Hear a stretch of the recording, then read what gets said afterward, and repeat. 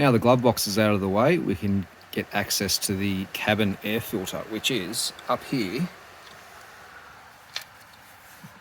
in under this flap. It's mounted vertically this way. So you got a 5.5mm screw there and another one there. So we'll whip those out.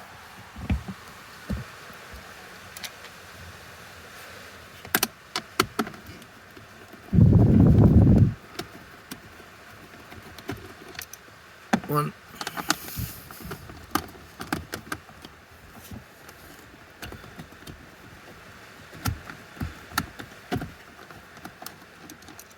Two.